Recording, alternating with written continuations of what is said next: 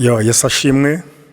Nongeye gushima Imana ko ngiri ubuntu bwo kugira ngo nongere nganire n'abatwumva bose ijambo ry'Imana, cyane cyane ko iyo turi muri uyu mwanya w'ijambo ry'Imana ni umwanya Imana iba yateguye kugira ngo imitima y'abantu ibashe kugubwa neza kandi ibashe kumva yuko Imana ikibitayeho.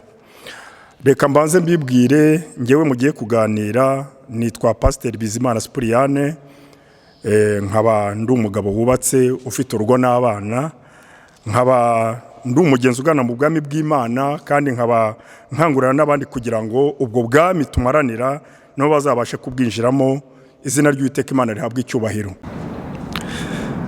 Mbere yuko mbagezaho ijambo ry'Imana, reka tubanze dusenge kugira ngo imitima yacu ibashe kuba hafi y'ijambo ry'Imana. Nyagasani Imana yacu, igitondo cy'umugisha, tunejejwe no gushima izina ryawe. Turi hano kugira ngo tuganire ijambo ryawe, mwana w'Imana, rigere ku mitima ya benshi bamaze kunanirwa, bamaze gucika intege, kugira ngo mu gihe gikwiriye mwana w'Imana hazaboneke ubuhamya buvuga ko ijambo ry'Imana ryabakuye aho bari hatanejeje Imana, rikabashyira mu zindi mbaraga zidasanzwe. Tuzumva ubuhamya batanga ubuhamya ko bagiriwe ubuntu nawe n'imbabazi nawe. Igitondo cy'uyu munsi ijambo ryawe ryatubereye ibyiringiro no gukomera mu buryo bw'umutima. Bana rero natwe muri byose tugire neza, dukomeze kuva dutangiye iri jambo ry'Imana kugira ubwo tuza gusoza, imbaraga zo zikomeze kuboneka hagati muri twebwe, izina rye rikomeze guhabwa icyubahiro no gushimwa no guhimbazwa kubw'ubutumwa bwiza twahaye, kubw'ubuntu n'imbabazi twagiriwe, mu izina rya Yesu Kristo, amen. Ndagira ngo tuganire ijambo ry'Imana kuri uyu munsi rifite insanganyamatsiko ivuga kwita kwiherezo ryacu. Birakwiriye kugira ngo umugenzi wese ugana mu bwami bw'Imana yite kwiherezo rye. Abantu benshi bafite ibyo bitaho, bakagira ibyo baha umwanya munini, bikabatesha umwanya wo kugira ngo bite kwiherezo ryabo mu by'agakiza. Ariko birakwiriye kugira ngo igihe cyacu twe kugipfusha ubusa, ahubwo buri muntu wese yite kwiherezo rye, kugira ngo akagakiza tuvuga cyangwa tumaranira tuzabashe kukageza kwiherezo, kandi tumaranire icyo Kristo yadufatiye, izina ry'Uwiteka Imana rihabwe icyubahiro. Tugiye rero kuganira inyigisho ivuga ku bihe birindwi. Nta kintu na kimwe gitangira kitagira iherezo ryacyo. Twatangiye iby'agakiza, ariko tuzi neza yuko iherezo rizagera. Iryo herezo rizagera ubwo itorero rizaba rizamutse, ritashye, risubiye ku waricunguye. Ariko hari n'ibindi bihe byatubanjirije, abatubanjirije bagiye banyuramo. Ibyo byagombye kutubera icyitegererezo, tukamenya neza yuko niba ibihe byatubanjirije byaragiye bihita, kandi Imana ikagenda itanga ibihano, byari bikwiye kugira ngo natwe twite ku iherezo ryacu, tumenye neza ngo mbese iki gihe cyacu twebwe turagitwara dute. Ni byiza rero kugira ngo iryo herezo ryacu natwe turyiteho, kugira ngo dukomeze kumarana no kumaranira, kugira ngo iherezo ryacu rizabe ryiza. Imana yacu ishimwe cyane. Tugiye rero kureba inyigisho ku bihe birindwi, turebe uko byagiye bikurikirana n'umugambi w'Imana n'icyo Imana yagiye ikora. Ibyo ngibyo biradufasha kongera kubakika no kongera kumva neza ko iyaduhamagaye itabeshya, kandi ibyo yatubwiye no kubikora izabikora. Imana yacu ihabwe icyubahiro. Kuva ku kuremwa k'umuntu ni amagambo tugiye gusoma mu Itangiriro igice cya mbere umurongo wa 26. Turaza gusoma no mu gitabo cy'ibyahishuwe ibice 21 umurongo wa mbere. Turahera mu Itangiriro tugeze mu byahishuwe. Ni ukuvuga ngo iyi Bibiliya tugiye kwihera mu Itangiriro tugere mu byahishuwe, kandi mu gihe gitoya, kugira ngo tubashe kuganira mu mwanya mutoya, ariko duhereye mu Itangiriro twongere tugere mu byahishuwe. Imana yacu ishimwe cyane. Reka dusome ijambo ry'Imana, igice cya mbere cy'Itangiriro umurongo wa 26. Imana iravuga iti, tureme umuntu agira ishusho yacu ase natwe, batware amafi yo mu nyanja n'inyoni n'ibisiga byo mu kirere n'amatungo n'isi yose n'igikururuka hasi cyose. Imana irema umuntu ngo agire ishusho yayo, afite ishusho y'Imana niko yamuremye, umugabo n'umugore niko yabaremye. Imana ihabwa icyubahiro. Reka tugende mu byahishuwe.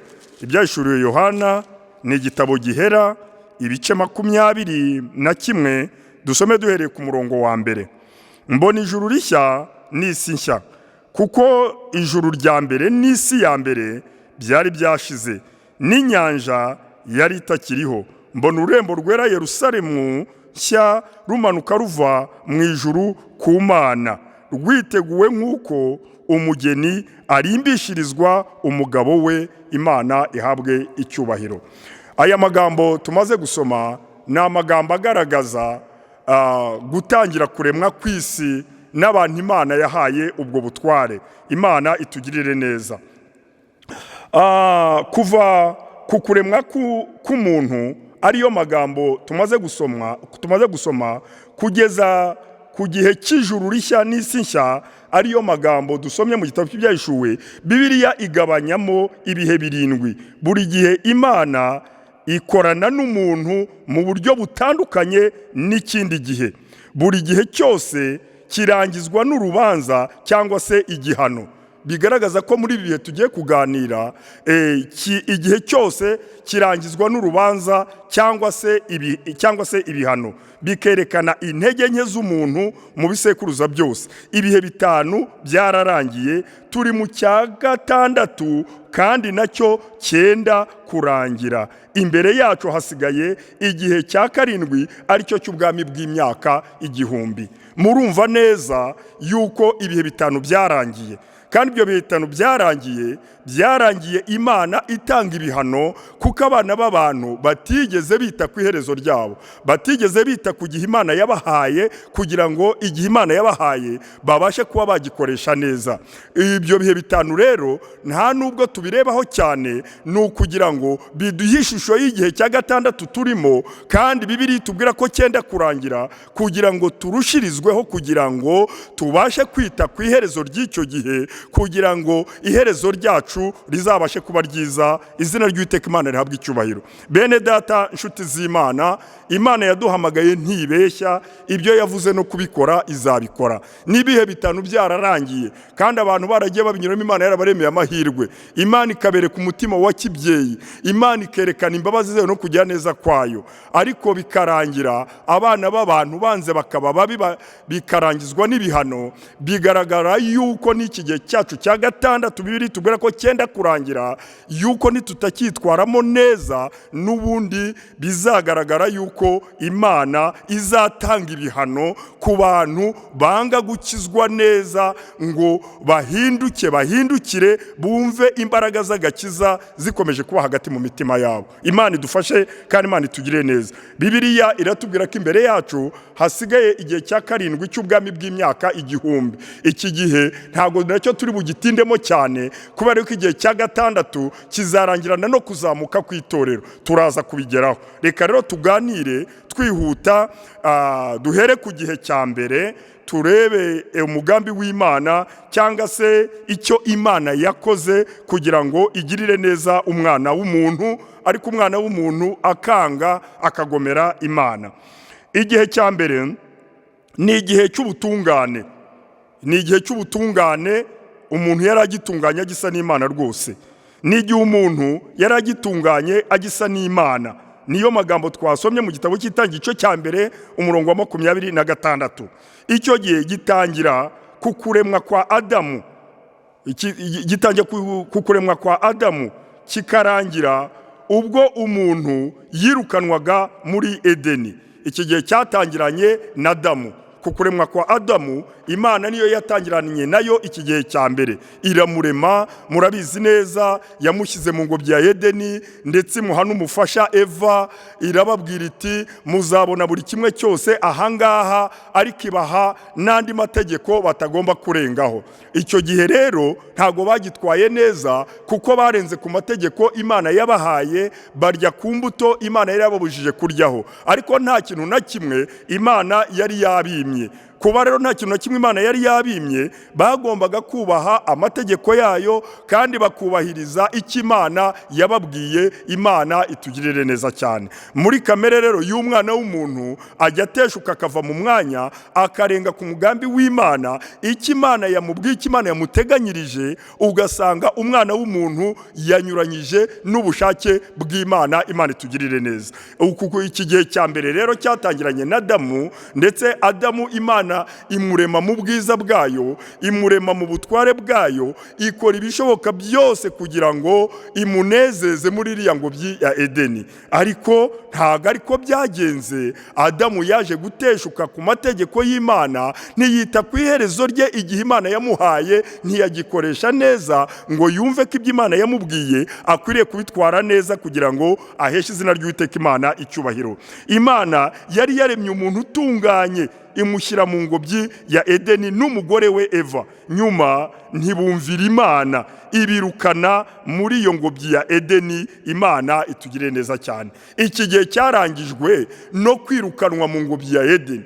Urumva ko iri jambo kwirukanwa ni ijambo rigaragara ko batavuyemo neza, bavuyemo nabi, kubera yuko bakoze ibyangwa n'amaso y'Imana, kubera ko bakoze ibyangwa n'amaso y'Uwiteka. Uwiteka birukana mu ngobyi ya Edeni. Igihe cya mbere kiba kirarangiye, kirangizwa n'ibi bihano byo kwirukanwa muri iyi ngobyi ya Edeni. Bene data, nshuti z'Imana murimo kutwumva, ndagira ngo twebwe twese twite ku iherezo ryacu, kuko itarababariye aba batubanjirije ntabwo izatubara mu gihe tutazita ku gakiza Kristo Yesu yaduhereye ubuntu, amenya amaraso ku musaraba igorogota. Biransaba nawe biragusaba kugira ngo twite ku iherezo ryacu, kandi agakiza kacu tugakomereho, tugakomeze kandi dukomeze n'abandi, n'abafite intege nke n'abashaka kugenda uko bishakiye. Twumve neza ko dukwiriye kongererana imbaraga, tubwirana ijambo ry'Imana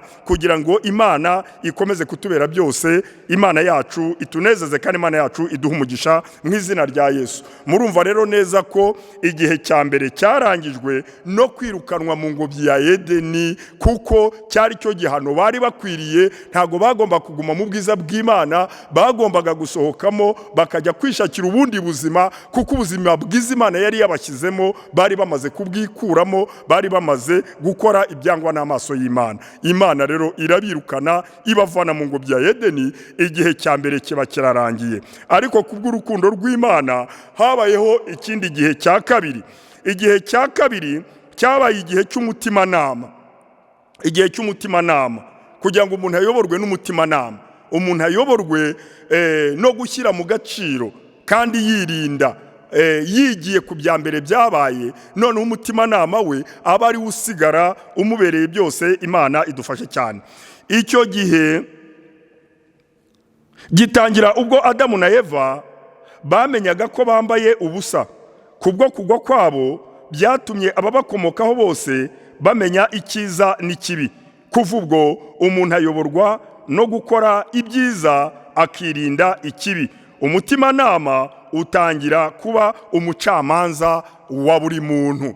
Icyo gihe batangiye kumenya ko umutimanama ari ubayobora. Umutimanama utangira kuba umucamanza wa buri muntu. Niyo mpamvu bene data, nubwo abantu rimwe na rimwe bagira gutya bakiyoberanya mu by'agakiza, ariko umutimanama wawe ukwereka neza yuko udahagaze neza mu by'agakiza, kuko umutimanama wawe niwo mushinja wawe wa mbere. Umuyobozi ukuyobora ashobora kutamenya ibyaha wakoze, ndetse n'uwo muri kumwe ashobora kutamenya ibyaha wakoze, ariko umutimanama wawe ukubwira icyo wakoze ndetse ukagucira urubanza. Uyu mutimanama rero ni nawe uzaducira urubanza imbere y'Imana.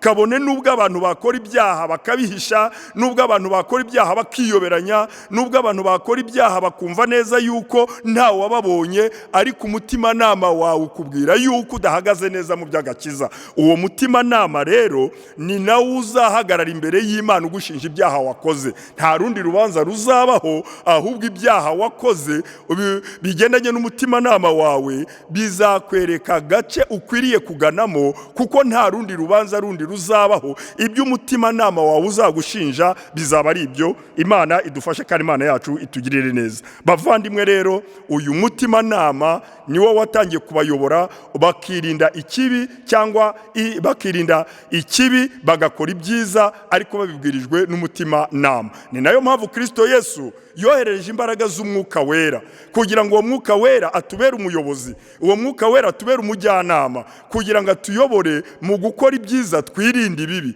Ariko igihe cyose iyo umuntu yateshutse ntiyumvira uriya mwuka wera, byanze bikunze akora ibyangwa n'amaso y'Imana. Umutimanama wawe rero ugucira urubanza bitewe n'ibyo wakoze bidatunganiye Imana. Imana itugiriye neza cyane.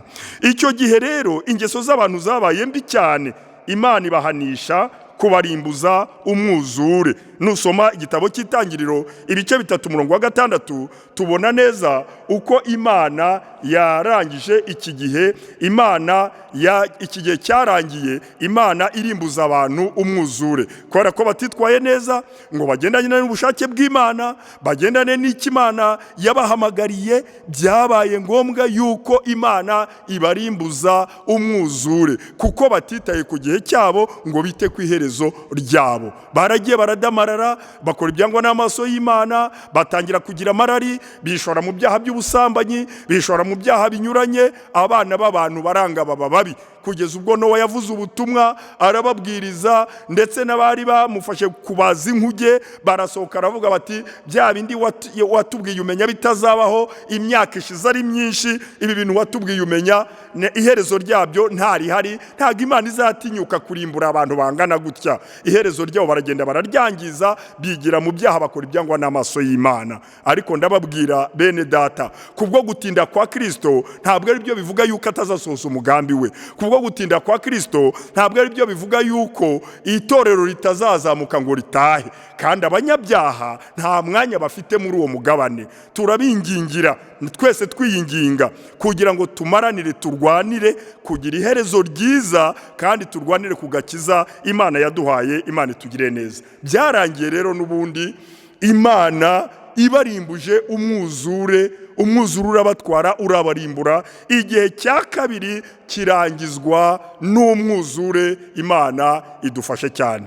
Ibi bihe turagenda tubinyuramo twihuta, ni ukugira ngo dusobanukirwe neza kandi tumenye neza ko Imana nta kitakoreye umwana w'umuntu kuva kuremwa kw'isi ndetse no kuzagera ku gusoza. Nta kintu na kimwe Imana itakoze ku bwanjye nawe. Imana idufashe cyane. Igihe cya gatatu ni igihe cy'ubuyobozi bw'umuntu. Igihe cy'ubuyobozi bw'umuntu, icyo gihe nicyo cyabaye igihe cya gatatu. Icyo gihe cyatangiye ubwo Imana yarokoraga Nowa n'umuryango we, ibarokoye. Ana amagambo dusoma mu Itangiriro ibice 7:13. Ibaha ubutware bwo gutegeka iyo si yejejwe. Imana ibabwira gukwira mu isi. Ariyo magambo dusoma mu Itangiriro 9:7. Ariko bo bishakira gukora ibinyuranye n'ubushake bw'Imana. Bashaka gukora ibinyuranye n'ubushake bw'Imana. Ibice 11:1 kugera ku 4 Itangiriro. Bafite intego yo kudatatanira gukwira mu isi yose. Imana itugirire neza. Murumva mu mugambi w'Imana, Imana yari imaze kurokora Nowa n'umuryango we. Bari abantu bake cyane, batageze no ku 10. Bari abantu bake rwose, bake mu buryo bushoboka. Ariko Imana irababwira iti, rero dore muri bakeya, ariko ubuke bwanyu ndashaka ko bubyara umusaruro. Ndashaka yuko mukwira mu isi kugira ngo mugende mwongere mubyare mwororoke, iyi si nongere nyiboneho abantu. Abambere barantengushye, mwebwe narokoye mu nkuge nimwe mutantengushye. Ndagira ngo mbabyaze umusaruro, mugende mubyare mwororoke, mubyare, hanyuma iyi si nongere nyibonemo abantu, nongere nyibonemo izindi mbaraga, nongere nzibonemo ubwiza bw'umwana w'umuntu. Ariko ngo bamare kuva mu nkuge, bo ubwabo bikorera inama, baravuga bati, ibi bintu Imana itubwira ntabwo bishoboka, ntabwo twabivamo. Ibi bintu Imana itubwira ntago turi bugerageze kubikora kubera yuko ntago twaba turokotse tungana dutya ngo twongere dutatane rwose. Ibyo bintu nawe wa mana urabyumva, urabona ko tutatatana ngo byemere. Ntago abahungu banjye natana nabo, ntago abakazana banjye natandukana nabo, ntabwo abana banjye natandukana nabo. Ese twatandukana amaherezo yacu akazaba ayahe? Ariko bene data, ndagira ngo mbabwire ngo nta kintu na kimwe kirogoya umugambi w'Imana. Icyo Imana yagambiriye gukora iragikora. Izina ry'Uwiteka Imana rihabwe icyubahiro. Imana ni Imana, umugambi wayo ni umugambi wayo, ni umugambi w'Imana. Imana rero umugambi wayo nuko dukora ibyo ishaka cyangwa ibyo ikeneye kugira ngo tubashe gusohoza umugambi wayo. Imana yacu itugirire neza cyane kandi Imana yacu iduhe umugisha. Imana muri uko kubabwira ngo bagende hariho ururimi rumwe, barahuzaga bumva neza yuko nta kintu cyabatandukanya, nta rundi rurimi rwariho, bavugaga ururimi rumwe, bavugaga barumvikanaga, nta kindi cyabashaga kubacamo hagati. Baravuga bati rero reka twiremere ibindi bintu byacu, twubake umunara wa Babeli, hanyuma twubake inzu ndende, twubake tuzamuka tujya hejuru, ahari wenda iyo Mana tuzayisanga hiba, ariko nta mpamvu nimwe yo gutatana. Imana itugirire neza. Abana b'abantu baratangira barubaka, birabahira. Iya mbere barayubaka, baragereka, barongera baragereka, bavuga ururimi rumwe. Imana ibona abana b'abantu bashyize hamwe kandi umugambi wabo bazawugeraho. Ariko nubwo umugambi wabo bari kuwugeraho kuko bari bashyize hamwe, ariko bari banyuze ukubiri n'ubushake bw'Imana, bari banyuze ukubiri n'umugambi w'Imana. Kandi Imana yo yashaka ko batatana bagakwira mu isi. Imana iravuga iti rero aba bana b'abantu nintanyura muri iyi migambi yabo ngo basohoze umugambi wanjye, ndabona naba ndi mu gihombo gikomeye cyane. Reka nanjye nkora ibishoboka byose kugira ngo aba bantu batatane kandi noneho bajye gusohoza umugambi wanjye. Imana yacu itugire neza kandi Imana yacu idufashe cyane. Imana rero Imana ibahanisha kunyuranya indimi zabo. Igihano cyabo cyabaye kunyuranya indimi zabo. Reka dusome amagambo ari mu gitabo cy'Itangiriro ibice 11, dusome duhereye ku murongo wa 5. Ibice 11 dusome duhereye ku murongo wa 5, twumve uko Imana yabigenje. Uwiteka amandwa no kureba umudugudu n'inzu ndende abana b'abantu bubatse. Uwiteka aravuga ati, dore aba n'ubwoko bumwe n'ururimi rumwe, ibyo nibyo babanje gukora, none nta kizabananira gukora bagishatse. Reka tumanuke tuhahindure ururimi rwabo rubemo nyinshi zinyuranye, be kumvana.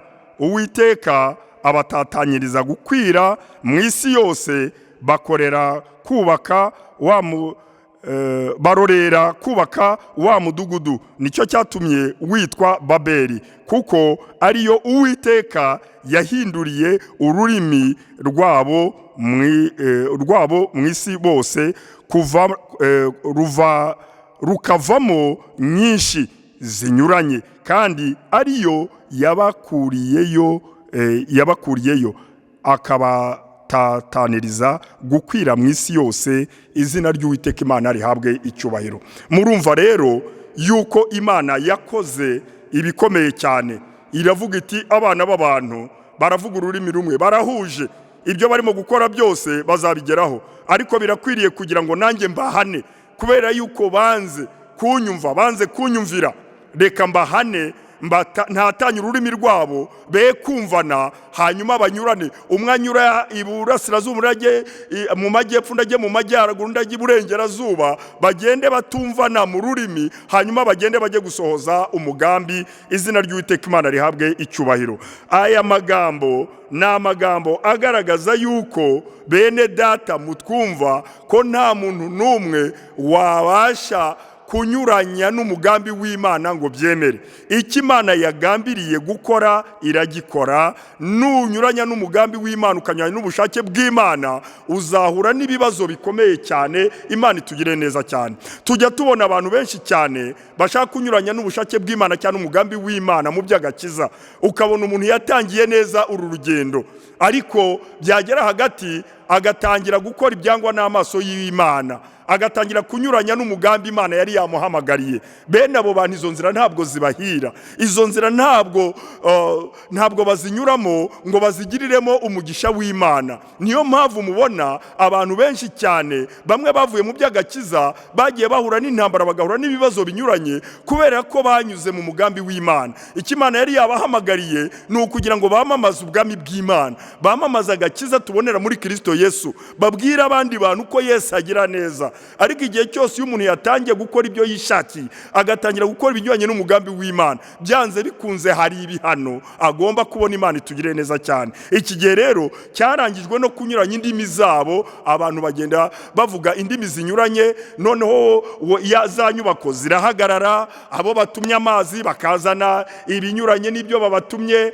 abari kuzana isima bakazana ibinyuranye n'isima, bagomba kuzana amatafari kubera ko indimi zari zanyuranye batumvanaga, indimi ziratatana. Nuko baragenda bajya gusohoza umugambi w'Imana, nuko baragenda barabyara barororoka. Natwe bitugeraho tubaho none turamamaza ubwami bw'Imana no kugira neza kwa Yesu. Izina ry'Uwiteka Imana rihabwe icyubahiro. Imana ishimwe kandi Imana yacu iduha umugisha mu izina rya Yesu. Ndagira ngo dukomeze n'igihe cya kane. Igihe cya kane, iki gihe cya kane ni igihe cy'amasezerano. Ni igihe cy'amasezerano. Muri aba bantu bari bamaze gutatanira mu isi, Imana yatoranyijemo umugabo witwa Aburahamu. Nawe yabayeho muri icyo gihe, yabayeho muri uwo mugambi w'Imana. Imana nawe aravuka abaho. Ariko muri aba bantu Imana yatoranyijemo umugabo witwa Aburahamu, imuha amasezerano atatu. Reka tuyasome mu gitabo cy'Itangiriro ibice 12. Aya masezerano Imana yamuhaye turanayatindaho gatoya kugira ngo twinjire mu gihe cya gatanu tudatindaho, noneho tuze kurangiza mu gihe cya gatandatu dusoze. Ni ukuvuga ngo aho turaba dusubikiye, Imana nidufasha tuzongera dusubukure, kuko ni inyigisho ndende cyane. Imana ishimwe cyane. Ibice 12 igitabo cy'Itangiriro turasoma ngo Uwiteka ategeka Aburahamu ati, va mu gihugu cyanyu, usige umuryango wanyu n'inzu ya so, ujye mu gihugu nzakwereka. Nzaguhindura ubwoko bukomeye, nzaguha umugisha, nzogeza izina ryawe, uzaba umugisha, kandi nzaha umugisha abakwifuriza umugisha, kandi uzakuvuma nzamuvuma, kandi muri wowe nimo imiryango yose yo mu isi izaherwa umugisha. Izina ry'Uwiteka Imana rihabwa icyubahiro. Iki gihe cya kane muri aba bantu nyine tubonye ko Imana yatoranyije Aburahamu, imuhaye amasezerano atatu dusomye muri aya magambo, kuko yayizeye bimuhwanira no gukiranuka. Ijambo rya mbere, nzogeza izina ryawe kandi nzaguha umugisha. Iryo ni isezerano rye ku giti cye Imana yamuhaye. Imuha isezerano rye ku giti cye kugira ngo iryo sezerano rizamurinde, isezerano rizamukomeze, nagera mu byago, nagera mu makuba, nagera mu bigeragezo bikomeye, iryo sezerano azagumane naryo kandi yumve yuko Imana yari muhaye. Izina ry'Uwiteka Imana rihabwa icyubahiro. Bene data, nshuti z'Imana, iyo tubonye aka gakiza tubonera muri Kristo Yesu umwana w'Imana, ikintu cya mbere Yesu akora, abanza kujyana amasezerano nawe y'umwihariko, akaguha amasezerano uzagenderaho, akaguha izindi mbaraga hagati yawe nawe, kugira ngo nugera mu bikomeye, nugera mu ntambara, utazatabaza inshuti cyangwa abavandimwe rimwe na rimwe batanakwitayeho, badashaka no kukumva, ahubwo uzamenye yuko wavuganye nawe kandi ibyo yakubwiye no kubisohoza azabisohoza. Imana itugire neza cyane. Bivuze ngo aka gakiza kamanukana n'amasezerano y'umuntu ku giti cye. Iyo umuntu amaze gukizwa, amaze kwakira Yesu nk'umwami n'umukiza, byanze bikunze yuzuye umwuka wera akamanukira muri wowe, akagendera muri wowe, amanukana n'amasezerano yawe ku giti cyawe. Imana itugire neza cyane. Kabona n'abahanuzi bahanura bakaza kukubwira ibyo Imana yababwiye, bagombye kubikubwira, ariko Imana hari icyo yavuganye nawe, hari ibanga ufitanye nayo. Nuje kuguhanurira ukamenya ngo Imana hari icyo yari yarambwiye kuri ibi bintu. Iyo ufite amasezerano wagiranye n'Imana, iyo ufitanye ibanga na Kristo Yesu, nta jambo na rimwe rishobora kukubaho atabanje kuri kubwira. Imana itugire neza. Imana yakubwirira mu nzozi, Imana yakubwirira mu ijambo ryayo, Imana yakubwira mu bindi bimenyetso runaka. Noneho n'abahanuzi baza bahanura bakubwira ibyo Imana yabatumye, ariko bakaza hari icyo Imana yakubwiye. Imana idufashe cyane. Impamvu abantu bayoba cyangwa abantu bakayobya abandi ni iyi: abana b'abantu baraza bakakubwira ibyo Imana yababwiye, wowe ntacyo yakubwiye kandi ntabwo uzi aho yababwiriye. Ntuzi nuko kuri kw'ibyo bintu yababwiye yuko ari ukuri, ariko ukuri ni uku nguku: nuko iyi Imana iguhamagaye, iguha amasezerano yawe ku giti cyawe ugenderaho. N'uwaza aje kukuyobya uravuga uti uyu ni umuyobe, ntago aje kumbwira ibigendanye n'ubushake bw'Imana cyangwa ibyo Imana yambwiye binyuranye n'ibyo uyu nguyu arimo kumbwira. Imana idufashe cyane. Bantu mwahamagawe n'Imana, muvuge yuko muri mu gakiza ka Yesu, nimugerageze mwumve neza niba hari amasezerano mufitanye na Yesu Imana yabahaye. Imana itugire neza. Niyo mpamvu iri jambo rya mbere, nzogeza izina ryawe kandi nzaguha umugisha, ni isezerano rye ku giti cye Imana yamuhaye. Iri sezerano ryaramurinze kandi iri sezerano ryaramukomeje cyane. Iri sezerano ryamwongereye imbaraga igihe yari ageze mu butayu, igihe yari yaravuye muri uriya bakarudaya. Yahuye n'ibibazo bikomeye cyane, ahura n'intambara iz'umugore, ahura n'intambara z'abashumba umuhungu wabo bari bajyanye. Ariko nyuma amaze kugera ahakomeye cyane mu bigeragezo, yaragiye yihina ahantu ajya gusenga Imana yavuganye nayo, ajya kuvugana n'Imana. Imana imuha amasezerano. Ntabwo umugore yari ahari, ntabwo Loti yari ahari, nabo bashumba babo ntabwo bari bahari. Ariko amaze guhura n'izo ntambara zikomeye cyane, yaragiye arapfukama arasenga, asenga Imana. Imana iramubwira iti: Aburahamu, ni njyewe wavuganye nawe, humura, ntabwo wumviranye. Nubwo gezeho bigukomereye, nubwo gezeho intambara zitakoroheye, ariko humura, ni njyewe wavuganye nawe. Izina ry'Uwiteka Imana rihabwa icyubahiro. Bene data, hari aho bigera ugakenera amasezerano yo hagati yawe n'Imana. Abantu bananiwe, abantu byanze, ariko ugakenera ibyo waganiriye n'Imana, ibyo wavuganye n'Imana. Ibyo bikagukomeza kandi bikagusimbutsa imigozi myinshi y'umwanzi. Izina ry'Uwiteka Imana rihabwa icyubahiro. Imana iramubwira iti: reba mu kirere. Areba mu kirere. Ubonye iki? Mbonye inyenyeri. Reba ku butaka. Ubonye iki? Ni mu musenyi, ni mu butayu. Ahangaha niho ndi. Wabasha kumbara ziriya nyenyeri? Ati: nta muntu wese wabasha kuzibaranga zishobore. Hasi se ho wabara uwo musenyi? Nta wabishobora. Ni uko nakubwiye ko urubyaro rwawe ruzaguka rukamamara, ni uko ruzamera nk'uwo musenyi, ruzamera nk'izo nyenyeri. Utuze wihanganira amagambo y'uburyo bunyuranye, wihanganira ibigeragezo n'ibyo wumva. Ibyo byose nzabisohoresha umugambi wanjye. Izina ry'Uwiteka Imana rihabwa icyubahiro. Bene data, nshuti z'Imana, ndagira ngo mbabwire ngo isezerano ryanjye n'iryawe ku giti cyawe rirakwiriye, kuko ayo masezerano niyo atunyuza ahakomeye. Ayo masezerano niyo adusimbutsa imitego yose y'umwanzi. Ayo masezerano niyo atwubaka, tukubakika, tukumva neza ko ibyo duhura nabyo bitabasha kutunyeganyeza, kubera yuko yavuganye natwe ari Imana itabeshya kandi ari Imana ifite imbaraga. Izina ry'Uwiteka Imana rihabwa icyubahiro. Nshuti z'Imana, iri sezerano Aburahamu yahawe ni isezerano ryari rifite imbaraga, kandi ni isezerano ryari rifite gukomerera hagati muri we. Imana yacu ishimwe cyane. Irya kabiri, nzaguhindura ubwoko bukomeye. Iri ni isezerano ry'Abayisirayeli. Iri ngiri turaza kuribona nyuma turimo gusoza. Iri sezerano ry'Abayisirayeli uyu munsi wa none ntabwo rirasohora, baracyategereje. Ntabwo iri ngiri rirasohora. Nzaguhindura ubwoko bukomeye. iri ni isezerano rizabaho mu gihe gikomeye cyane kandi kizaba ari igihe cyabo Imana yongeye yabagarutseho. Imana itugirire neza. Irya gatatu, muri wowe nimo imiryango yose yo mu isi izaherwa umugisha. Iri ni isezerano ry'agakiza kabonerwa muri Kristo Yesu. Izina ry'Uwiteka Imana rihabwa icyubahiro. Aya magambo uko ari atatu ni amagambo afite imbaraga zikomeye cyane. Muri wowe nimo imiryango yose yo mu isi izaherwa agakiza. Ahangaha ni itorero ry'Imana riri. Ahangaha ni itorero ry'Imana rigaragara.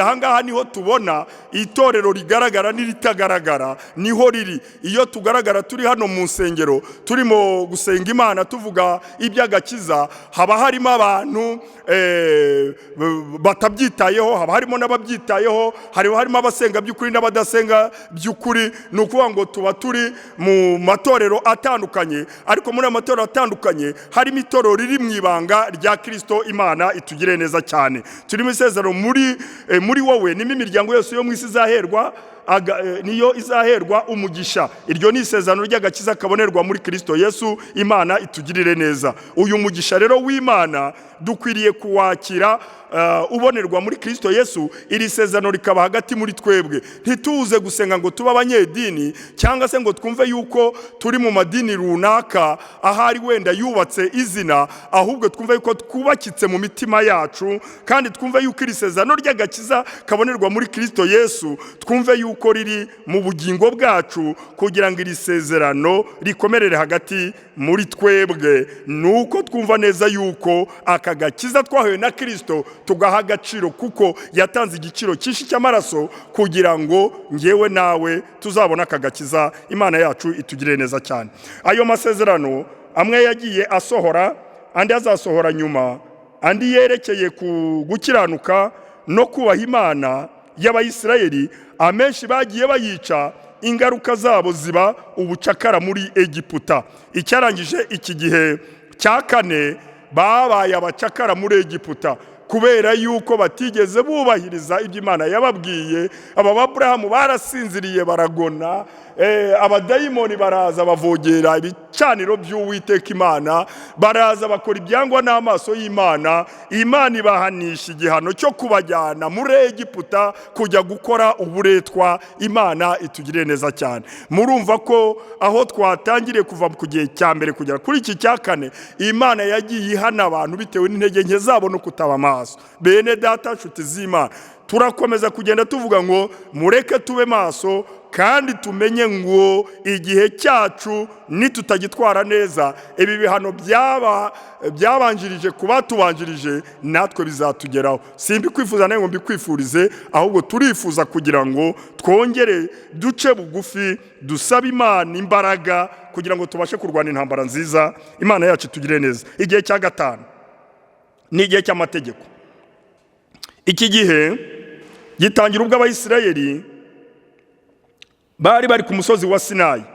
Ni amagambo dusoma mu gitabo cyo Kuva ibice 19 umurongo wa mbere kugenda gukomeza n'uwa 8. Kubw'imbabazi z'Imana yashatse gutabara umuntu mu ntege nke ze, ikura ubwoko bwayo mu buretwa bw'umwanzi, ibaha amategeko. Aho guca bugufi ngo basaba ubuntu, biyemerera ko ibyo Uwiteka avuze bazabikora. Inkuru zabo mu butayu no mu gihugu cy'i Kanani zerekana ko batabishoboye. Hari igihe abantu bajya birarira, Imana igatanga amahirwe, ariko ayo mahirwe abantu ntibayabyaza umusaruro. Aba bantu muri iki gihe cya gatanu, Imana yabahaye amahirwe, ibakura mu gihugu cya Egiputa, ibavanishaho imbaraga zikomeye n'amaboko akomeye. Ayo ni amagambo muzi cyane, ni amagambo agaruka kenshi buri munsi, avuga ibitangaza Imana yagiye ikorera aba Bayisirayeli. Imana ibazanisha imbaraga zikomeye mu buryo budasanzwe. Noneho kuri ayo musozi wa Sinayi, Imana ibaha amategeko. Aho guca bugufi ngo basabe ubuntu bayobore, biyemerera yuko ayo mategeko bazayubahiriza, ayo mategeko bazayagenderamo, kandi ko ibyo Imana ibabwiye byose bazabikora nta jambo na rimwe rivuyemo. Ariko amateka twereka ko ibyo byose batigeze babishobora. Ari ayo mategeko ntibayubahirije, ntago babashije kuyakiranukamo, batangiye kwishora mu busambanyi. Imana yari yarababujije ibyo byaha, batangira kwishora mu byaha by'ubwibone n'ubwirasi. Ibyo byose Imana yari yababujije. Batangira kwishora mu byaha by'uburyo bunyuranye. Ibyo bemeraga byose by'amategeko bazubaha ntago bigeze babyubahiriza, ntibabishoboye. Kabone n'iyo sabato nayo ntibayubashye, ntibayishoboye. Umunsi Imana yari yabahaye bagomba kubaha ntago bawushoboye. Ibintu byose byababereye ikigeragezo gikomeye gituma badakiranukira Imana ngo bagendere mu mategeko Imana yari yabahaye. Nyamara iyo baza gusaba ubuntu, Imana yari kubagirira neza, ikabavanya bakagendera muri ubwo buntu no muri izo mbabazi z'Imana. Ariko ibyo siko byagenze, ahubwo bisabiye yuko ibyo ayo mategeko bahawe yuko bazayagenderamo kandi yuko bazabyubaha. Ariko tubona neza yuko nta jambo na rimwe bigeze bakoraho ngo baryubahe, ahubwo byakomeje kuba bibi cyane kuri bo kubera kunyuranya n'ubushake bw'Imana n'amategeko y'Imana. Ingaruka zabaye kujyanwa mu bunyago bombi, Isirayeli na Yuda. Abasigaye bake bagaruka ku bwa Ezira na Nehemiya, kandi ni nabo bavuyemo umucunguzi wacu Yesu. Imana itugirire neza cyane. Bigaragara rero yuko ayo mategeko batayubashye ngo bayagenderemo. Igihano cyari kubageramo rero nuko bagomba kujyanwa mu bunyago bombi, Isirayeli na Yuda. Baragenda bajya gukora imirimo y'uburetwa, bajyanwa bunyago, bagenda bataye agaciro, bagenda batazi iyo bava n'iyo bajya kubera kugomera Imana no kugendana no kutagendana n'ubushake bw'Imana. Ubundi bwami budakorera Imana buraza burabanyaga, burabatwara, bujya kubakoresha nyine ibyo bagomba kubakoresha, kandi bitubaha Imana kandi bitagendanye n'ubushake bw'Imana. Ariko nubwo bimeze gutyo, harimo bake bubahaga Imana, bagendanaga n'Imana, bakomeje gusenga no kubaha no kugendana n'Imana yabo. Hamwe no gusenga Imana, Imana yaje kubafasha, Imana yongera kubagirira neza, baza kugaruka mu mwanya wabo. Imana itugire neza cyane. Ariko murumva neza ko ingaruka zabaye kuba abacakara mu bihugu by'amahanga bitubaha Imana, bajya gukorera ibindi bigirwamana, bajya mu bintu batari bamenyere, batari bazi, bitarimo Imana, bitarimo amasezerano y'Imana. Imana iturinde kandi Imana yacu idufashe kandi Imana yacu dukomeze mu izina rya Yesu. Reka twinjire mu gihe cyacu ari nacyo ngira ngo dusorezeho, ubundi tubashe kuba twabasha gusoza ikigisho cyacu cy'uyu munsi. Imana nibishima tuzongera dusubukure, kuko harimo inyigisho nyinshi kandi tutabasha kuvuga kuri uyu munsi, kandi mu by'ukuri za ngombwa. Ariko reka dusoreze kuri iki gihe cya gatandatu bitewe n'igihe dufite. Imana itugirire neza. Ni igihe cy'ubuntu. Icyo gihe cy'ubuntu rero, urupfu rwa Yesu nirwo rwatangiye iki gihe cy'ubuntu. Ni ukuvuga amahirwe tutari dukwiriye, aho Imana itanga gukiranuka n'agakiza k'iteka kandi kuzuye ku Bayuda n'abanyamahanga ku buntu kubwo kwizera Yesu Kristo. Ni amagambo dusoma mu butumwa bwiza bwa Yesu Kristo bwanditswe na Yohana, ibice 5 umurongo wa 24 n'ibice 10 umurongo wa 24 kujya kwa 28. Iki gihe kizasozwa n'ibi bikurikira. Iki gihe cya gatandatu cyatangijwe n'urupfu rwa Yesu Kristo ku musaraba. Nirwo rwatangije iki gihe cya gatandatu. Mu gihe yari amaze kugambanirwa, mu gihe yari amaze gushyirwa ku musaraba, icyo gihe nibwo igihe cya gatandatu cyatangijwe. Cyatangijwe n'urupfu rwa Yesu, igihe bamubambaga, igihe bamukoreraga ubugome, igihe bamukoreraga ibintu bibi cyane, akemera kwitanga, akemera gupfa urw'agashinyaguro ku bwanjye nawe. Aravuga ati, ni hahandi hanjye n'ubundi naje gupfira umwana w'umuntu, naje kumuha agakiza, reka nemere mbabazwe, uyu mwana w'umuntu abona agakiza. Aragenda ajya ku musaraba, aragenda arabambwa, abambwa nk'umuntu usuzuguritse cyane, abambwa nk'umuntu w'igisambo, abambwa nk'umuntu utagira agaciro, udafite aho akomoka n'ahava. Ariko izo soni zose aremerera arazikorera ku bwanjye nawe. Atangiza igihe cy'ubuntu cya gatandatu, aragitangiza kugira ngo ngewe nawe tugirirwe ubuntu, tugira amahirwe yo kugira ngo ubu buntu tugiriwe tuzabubyaze umusaruro. Imana itugirire neza cyane. Yesu arapfa, amaze gupfa turabizi ku munsi wa gatatu yarazutse azukana ubugingo bwacu twese atangira kwegeranya abigishwa be abatumisha umwuka wera arababwira ati muzahabwa imbaraga umwuka wera n'abamanukira muzabagabo kumamya Yerusalemu ni Yudaya yose ni Samariya no kugera ku mpera y'isi aradutongera atongera itorero rye kugira ngo rizagira imbaraga kandi rigizwe imbaraga n'imbaraga z'umwuka wera wagombaga kumusimbura kugira ngo agume mu mitima yacu akomeza twigisha akomeza tuganirize kugira ngo iki gihe cya gatandatu tuzagisoze mu mahoro kandi tuzagisoze neza izina ry'Uwiteka Imana rihabwa icyubahiro. Bene data nshuti z'Imana twasomye dutangira ngo ibihe bitanu byararangiye ngo tugeze mu gihe cya gatandatu kandi nacyo cyenda kurangira. Iki gihe cya gatandatu rero nicyo turimo kandi iherezo ryacyo rirageze bigaragara yuko cyenda kurangira kandi kurangira kwacyo kizarangirana n'itorero rizamuka rigenda.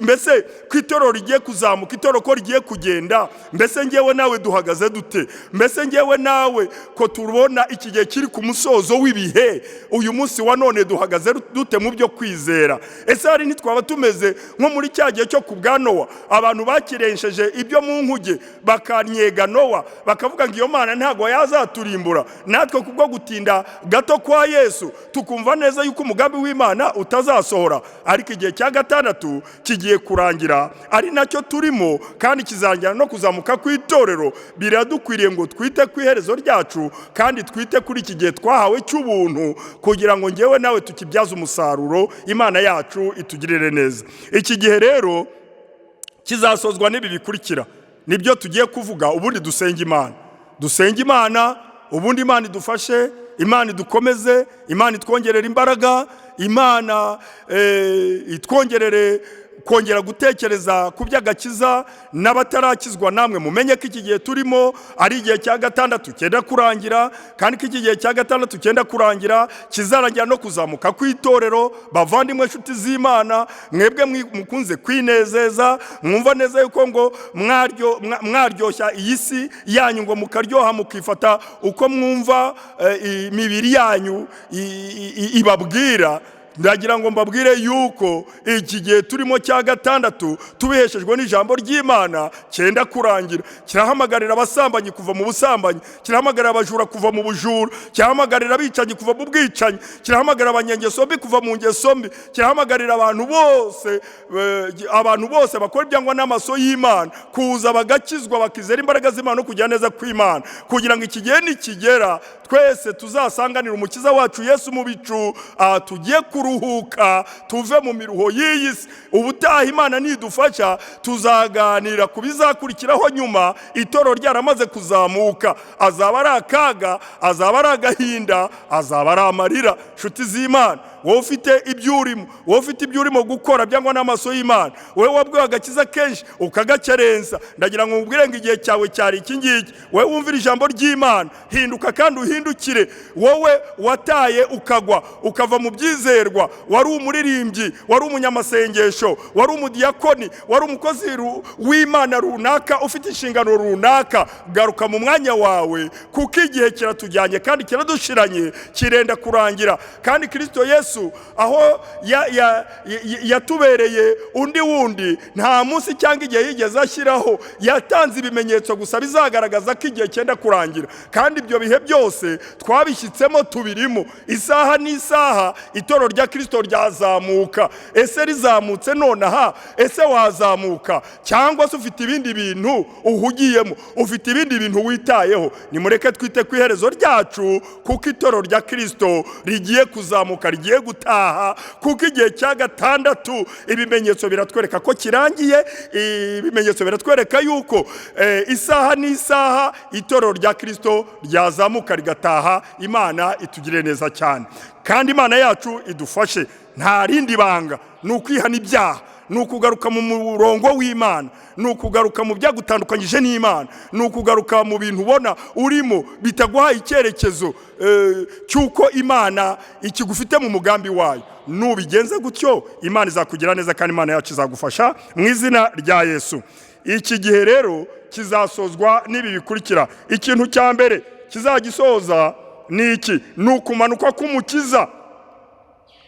Kumanuka k'umukiza aje mu bwiza bwe. aje gutwara itorero ry'Imana. Imana itugire neza cyane. Reka dusome ijambo ry'Imana mu rwandiko Paulo yandikiye iri torero ry'Itesalonike. Ubutaha tuzaganira ku myizerere itatu yagaragarazaga ko iri torero ry'Itesalonike ryagiye riyoberamo, kandi bigaragara ko n'uyu munsi wa none hari bamwe bayobeye muri iyo myizerere bizeraga, bigatuma batizera Kristo nk'umwami n'umukiza. Iyo myizerere imwe n'imwe bamwe niyo bizereramo, kandi itagendanye n'agakiza se cyangwa n'ijambo ry'Imana. Imana idufashe. Urwandiko rwa mbere Paulo yandikiye iri torero ry'Itesalonike, ibice 4 umurongo wa 16. Kuko umwami ubwe azaza amanutse ava mu ijuru, aranguruye ijwi rirenga hamwe n'ijwi rya marayika ukomeye n'impanda y'Imana. Nuko abapfiriye muri Kristo nibo bazabanza kuzuka, maze natwe abazaba bakiriho basigaye duhere ko tujyananwe nabo, tuzamuwe mu bicu gusanganira umwami mu kirere. Nuko rero tuzabana n'umwami iteka ryose. Imana itugirire neza. Iri jambo ry'Imana riratwereka ko Kristo Yesu azamanuka aje gutwara itorero rye. Uko yagiye bamureba, azagaruka nta umureba, ariko tuzabona mu kindi gihe runaka igihe azagaruka noneho ku mugaragaro. Ariko iki gihe cyo agiye kumanuka bakuza gutwara itorero, azaritwara mu buryo bw'ibanga rikomeye cyane. Azaritwara mu buryo abantu batazigera basobanukirwa ibyabaye ibyo ari byo. Azaritwara mu buryo abantu basuzuguye Imana bazavuga bati natwe tuza kumenya iki gihe tukita ku iherezo ryacu. Namanuka aje gutwara itorero, azavuza impande eshatu icyarimwe mu kanya gato nk'ako guhumbya. Impande ya mbere izaba impande yo kweza ikirere, kugira ngo abatagatifu banyuremo batunganye rwose. Abadayimoni baba mu kirere azabanza kubigizayo, bagende bave mu nzira, kugira ngo itorero ry'Imana rizanyura ahantu hejejwe hatunganye, hatari umwanda uwo ari wo wose. Impanda ya kabiri azavuza impanda yo kuzura abapfire muri Kristo Yesu. Baba bacu tujya gushyingura tukabashyira hariya dushyingura abantu abapfire muri Kristo Yesu. Iyo ya kabiri izabazura, kandi izo zose zizavuga mu kanya gato nk'ako guhumbya. Iya gatatu niyo kutuzamura twese, uko Kristo azabasa natwe ariko tuzaba dusa, tumusanganire mu kirere aho azaba ari ategereje itorero rye. Ntabwo tuzaba dusaba izindi mbaraga zindi runaka, tuzaba twambaye amababa y'imbaraga z'umwuka wera. Tuzaba twambaye undi mubiri utari uyu nguyu. Uko Kristo azabasa niko n'itorero rizaba rimeze. Izina ry'Uwiteka Imana rihabwa icyubahiro. Ndagukumbuza nanjye nikumbuza kugira ngo iki gihe bene data tuzabashe kugiserukamo neza, twambaye ubwo bwiza n'izo mbaraga. Izina ry'Uwiteka Imana rihabwa icyubahiro. Iryo torero rero azarifata rimusanganire mu kirere. Nirimumara kumusangana mu kirere, azarijyana aho yariteguriye, ajye kuriha ibyo yariteguriye aho ngaho yateguye azasangira n'itorero, cyangwa se azabana n'itorero. Imana yacu itugire neza, kandi Imana yacu idukomeze mu izina rya Yesu. Urumva rero ko iki gihe cya mbere, ikintu cya mbere kizasozwa no kumanuka k'umukiza, nicyo kizasoza igihe cya gatandatu. Kristo Yesu aje gutwara itorero rye. Imana idufashe cyane. Ndaguhamagara nanjye nihamagara kugira ngo iki gihe cya gatandatu cye kutubera impfabusa, ahubwo Imana izafashe izadukomeze kugira ngo iki gihe cya gatandatu tuzagisoze neza. Imana idufashe cyane. Ikintu cya kabiri kizasoza iki gihe ni ugukora kwa Antikristo ku mugaragaro. Igihe ikizasoza iki none ni ugukora kwa Antikristo ku mugaragaro. Nidusoma ibice 2 umurongo wa 5, ijambo ry'Imana yatubwira ngo mu bice 2 umurongo wa 5 ngo ntimwibuka yuko nababwiye ibyo nkiri kumwe namwe, kandi none muzi yuko ikimubuza ari ukugira ngo azahishurwe mu gihe cye, kuko amayoberane y'ubugome n'ubu atangiye gukora, ariko ntazahishurwa keretse uyabuze ubu akuweho. nibwo wa mugome azahishurwa, uwo umwami Yesu azicisha umwuka uva mu kanwa ke akamutsembesha kuboneka ko kuza kwe, izina ry'Uwiteka Imana rihabwa icyubahiro. Ikizasoza igihe cya gatandatu ni ukumanuka, ni ugukora kwa Antikristo ku mugaragaro. Uyu munsi wa none Antikristo arimo arakora mu buryo bw'amayoberane, arimo arakora mu buryo bwo kwihishahisha, arimo arakora mu buryo butagaragara. Ariko twasomye ijambo ry'Imana ngo ntabwo azakora ku mugaragaro cyetse umubuza gukora akuweho. Umubuza ninde? Umubuza ni bande? Ni itorero ry'Imana rikiri hano mu isi. Hari abantu barimo gusenga Imana, hari abantu barimo gutakira Uwiteka Imana. Abo babangamiye Antikristo kugira ngo abashe gukora ku mugaragaro ibikorwa bye byose, abigaragarize ku mugaragaro abantu bose babibone. Ariko uyu munsi wa none abafite imbaraga z'Umwuka Wera, uyu munsi wa none abasenga Imana barimo baramuhishurirwa uburyo arimo gukora mu buryo bw'amayoberane, arimo arakora mu buryo budasanzwe, kandi arimo arakorera ahantu hanyuranye, ahantu hatandukanye, agira ngo ayobye abana b'Imana, agira ngo ayobye itorero ry'Imana. Ariyo mpamvu mubona muri iyi minsi ya none hari n'inyigisho z'inzaduka, hari inyigisho ziyobya abantu, zitaganisha abantu kuri Kristo. Ugasanga abantu barigisha abandi, wajya kumva ngo umwana yagiye yatemye se ngo kubera yuko bamuhanuriye ibi n'ibi, ukumva ngo umuntu yagiye yatwitse inzu y'abandi ngo kubera yuko mu bwenge inzira irimo amadayimoni. Ibyo byose ni ibimenyetso bigaragara byo gukora kwa Antikristo, kuko abantu badashimikira ijambo ry'Imana neza, bakizera imigani y'ibinyoma, bwa buhanuzi bwose bukagenda bugateza ingorane zikomeye. Ariko imbaraga z'Umwuka Wera cyangwa ubuhanuzi bwa nyabwo ntago bubangamira abandi, nta nubwo butuma abantu bangiza abandi, ahubwo bwubaka abantu kandi bukabageza ku ntego z'agakiza. Ntago ubuhanuzi bugusha abantu cyangwa se ngo bushyamiranyisha abantu, ahubwo ubuhanuzi bwa nyabwo, iyerekwa rya nyaryo ryubaka abantu mu buryo bw'umwuka, mu buryo bw'ubugingo. Iyo rero ni imikorere ya Antikristo irimo gukora mu buryo bw'amayoberane, ariko ntago arahishurwa cyetse umubuza akuweho, ari ryo torero ry'Imana. Bene data nshuti z'Imana, igihe cya gatandatu nikirangira, itorero rikazamuka, muzamenye ko akaga kamanukiye iyi si. Kuko nubwo uyu munsi wa none wenda abanyetorero cyangwa se iri torero riri mu ibanga ritagaragara, rihari utabasha no kuripima ngo uribone, ariko umunsi ryazamutse nibwo isi izamenya agaciro k'itorero, ni nabwo bazamenya agaciro k'amaraso Kristo Yesu yamennye ku musaraba i Golgota. Ndaguhamagara kugira ngo uze mu gakiza kandi ube mu itorero ry'Imana rizazamuka, kugira ngo nawe ibi byiza uzabibone. Imana itugire neza. Uyu Antikristo rero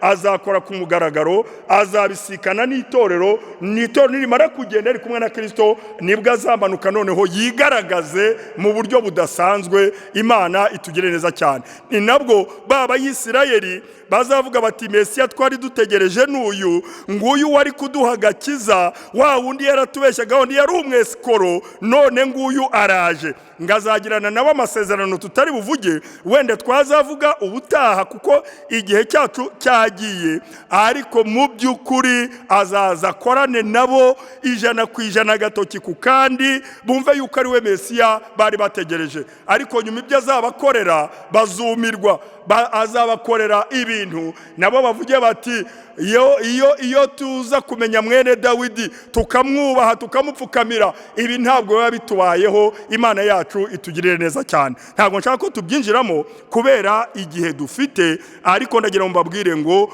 uyu Antikristo ku mugaragaro azakora, itorero ryaragiye. Turi mu gihe cya gatandatu kigiye kurangira, turi mu gihe cya gatandatu kirimo gusoza igihe, kiri mu marembera, kirimo kugenda rwose. N'ubu wakumva ngo kirarangiye. Biradusaba kugira ngo banyetorero, bantu muvuga Yesu Kristo, bantu mumwizera, bantu mumukunda, bantu mwikunda, nimureke twihite ku iherezo ry'iki gihe kugira ngo tuzazamukane na Kristo ubwo azabaje gutwara itorero rye. Imana itugire neza cyane. Ubutaha Imana nituyobora, Imana nidufasha, tuzaganira nyuma y'iki gihe, hanyuma tuganire no ku byumweru 70 bihwanye n'imyaka 490 9 turebe ko iyo myaka yagiye igenda n'icyo byagiye bikorerwamo. Twongere dukumbuzanye, kuko kuvuga kugaruka kwa Yesu bigomba kuvugwa muri buri materaniro yose abakozi b'Imana bateranye,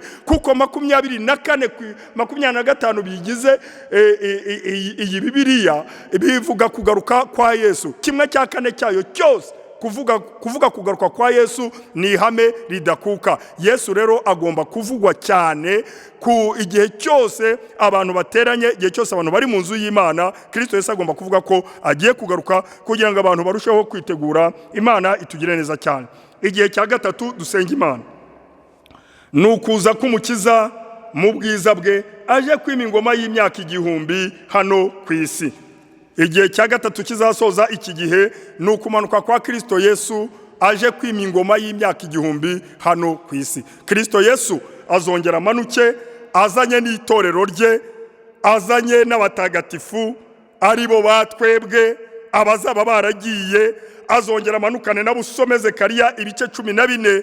Urabona uko Kristo Yesu azongera kumanukana n'itorero aje kwima ingoma y'imyaka 1000, ari nabwo azaba aje gucungura abayisirayeli. Ni nabwo ryasezerano ryabo rizagaragara twasomye muri cya gitabo cy'itangiriro muri amasezerano 3 Aburahamu yahawe. Isezerano ryabo nibwo rizasohora, nibwo noneho bazabasha kumenya ko Kristo Yesu yari we babambye, ari we bamanitse, wa wundi ari uwababeshyaga, ari uwabashyekengaga. Nibwo bazamupfukamira bamutakambire bavuge bati iyo tubimenya ntitwari kukubamba, iyo tubimenya ntitwari kukwica urupfu n'agashinyaguro, iyo tubimenya ntago twari kwitwara dutya. Tubabarire, dusabira imbabazi ku Mana Data, utubabarire twongere tugirirwe ubuntu n'imbabazi zo kongera kwitwa abana bawe. Nibwo kubw'imbabazi z'Imana, kubw'amasezerano Imana ifitanye nabo, nibwo Kristo Yesu azongera amanukane n'itorero bagaye ku musozi wa Rayon. Usomeze kare ibice 14, nibwo azamanukana n'itorero aze kwimana naryo imyaka 1000. Nibwo azafata Satani amuhambire, amubohe, amuvane mu menyo y'abana b'Imana bafite isezerano, abashyire mu isezerano ry'agakiza kabonerwa muri Kristo Yesu. Kristo Yesu yimane n'itorero rye imyaka 1000 hano ku isi. Aho twasuzuguriwe tuzahambikirwa icyubahiro, aho twasonzeye tuzaharira, tuzahanezererwa, tuhishimire kandi twishimire ibihe tuzaba turimo. Bene Data, nshuti z'Imana, ndangiza ndagira ngo mbahamagarire kugira ngo muze dusozanye igihe cya gatandatu neza, cyenda kurangira. Mwihangane, igihe tumaze nicyo kinini, kandi nubwo cyaba gitinzeho gatoya, amahoro tubonera muri Kristo Yesu arahagije. Imana yacu itugirire neza cyane. Ndagira ngo nsengere buri muntu wese wumva akeneye kongerwa imbaraga, ndagira ngo nsengere buri muntu wese ukeneye kwakira imbaraga z'agakiza, ndagira ngo nsengere buri muntu wese waguye, ndagira ngo nsengere n'abatabyitayeho ariko bumva ijambo ry'Imana kugira ngo baze bakizwe, bumve ko Imana igira neza. Izina ry'Uwiteka Imana rihabwa icyubahiro. Reka dusenge Imana kugira ngo Imana itubere byose, kandi Imana itubere inkomezi y'ubugingo bwacu. Imana ihabwa icyubahiro. Nyagasani Imana yacu, mu izina rya Yesu twongeye kunezerwa no kunezezwa n'ijambo ryawe. Ijambo ryawe ni ryiza, niryo rituremamo ubumuntu, rikaturemamo izindi mbaraga, mwana w'Imana, tutabasha guhabwa n'abana b'abantu. Kandi izo mbaraga iyo zitumanukiye twongera kumva umutekano w'umutima wongeye kuba hagati muri twebwe. Turimo turaganira ku by'agakiza, tuvuga kugaruka kwawe, ukuzaza gutwara itorero, ukuzaza mwana w'Imana kuza gutwara abakwemeye n'abakwizeye. Turakwingize ngo twongere imbaraga mu bihe nk'ibi, mu bihe Satani arimo kuduca intege, mu bihe Satani arimo kuturwanya mu buryo bukomeye. Ariko we nuhagarara hagati muri twe, mwana w'Imana, uyu mwanzi ntacyo azadutwara. Turahamagarira abantu bacitse intege kongererwa imbaraga, abantu bataye iby'agakiza kugaruka mu by'agakiza, abantu bakibirimo kongerwa imbaraga no guhishurirwa, kugira ngo iki gihe cya gatandatu tuzagisoze mu mutekano no mu mahoro. Bana natwe muri byose udumugisha, kandi utugirire neza muri byose. Dukomeze kubona ubwoko kwawe no kugira neza kwawe, kandi amahoro y'Umwuka Wera akomeze kuba hagati mu mitima yacu. Turakwingize mwami Imana, ntago byoroshye, ntago bitworoheye, ariko imbaraga zawe zimanukiye hagati muri twebwe, mu bantu bawe, mwana w'Imana. Ubuntu bwe n'imbabazi zawe bibasha gukomera hagati mu mitima yacu. Bana natwe muri byose, utugire neza, udufashe. Izina rye rikomeze guhabwa icyubahiro kuri Imana igira neza, mu izina rya Yesu Kristo. Amen.